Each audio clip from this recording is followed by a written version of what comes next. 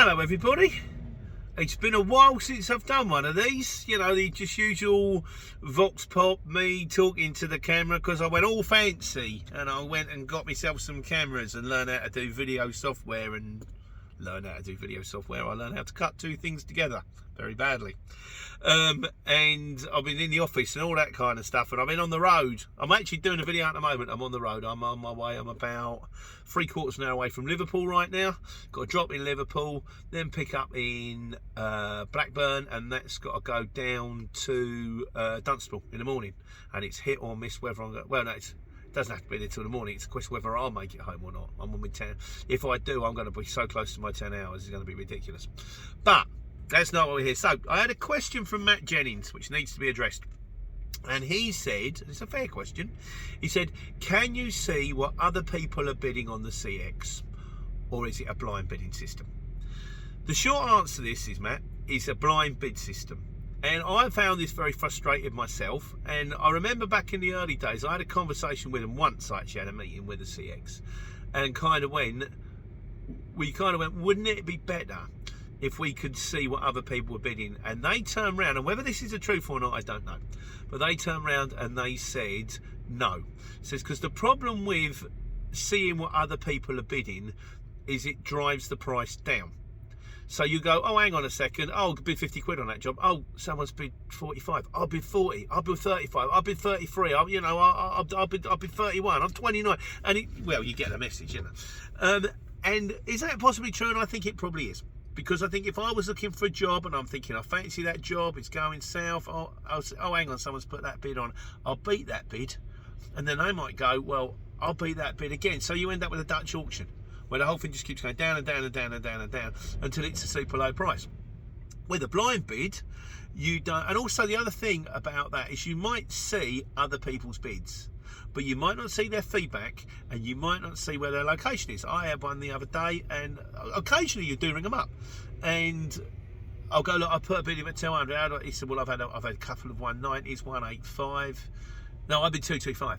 I said, what 200? He said, because we like you guys, we want to use you guys.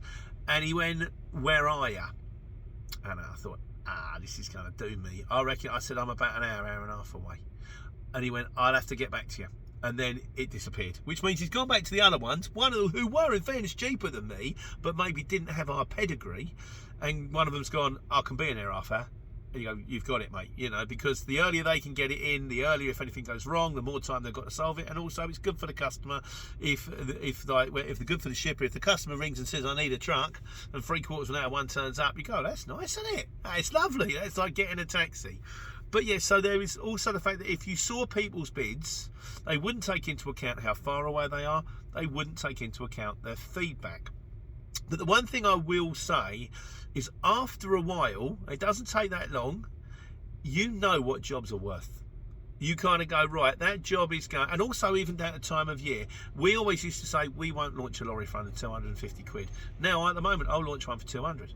Because it's February and it's cold and it's quiet, and if a job pings up that's only going 30 odd miles, then you go, well, I don't need the full whack on that one, because we'll get it in. We might probably get it done in about 3 hours. Got a much better chance of getting the second one if there's one there. But you get to know, and also then, so say for example it's October. At the moment we've got 3 jobs booked out of Dunstable tomorrow. I'm going to Liverpool. We've only got 3 lorries in Dunstable, and one of them ain't going to be in Dunstable. I'm going to have to bring one of my Coventry trucks in to cover that job, which is fine, because they're tramping down south. They can work their way back. They can tramp overnight or make their way down, like, you know.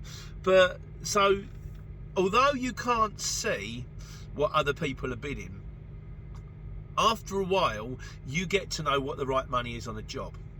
And just because you put the lowest bid in doesn't mean you're going to win the job.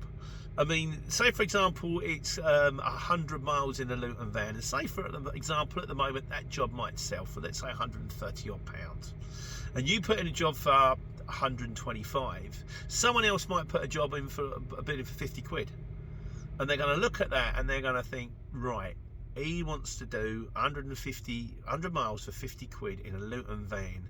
He's either doorstep to doorstep going home, let's check his feedback, oh, do you know what, I'm going to swerve it. So it's not a matter of not being able to see the bids so that you can put the cheapest one in. A lot of the time, it's a matter of putting the right bid in. Have it be in the right bid, with the right distance, with the right amount of feedback, and hopefully a few people know who you are and think, we've used that guy before, we'll use him again, let's go. So don't be frightened of the fact that you can't see what everybody else is out there, and don't be too scared if you're not always the cheapest. Sometimes it will win you the job. So there we go, little vox pop now. So I'm going to put that one up now, and I'll add all the cards and all that kind of stuff later, and then I'm going to finish the rest of my break, have a nice cup of tea, and work my way up. I've got a booking time at 2:30 at Amazon. What's my chances of getting it off early? Not good.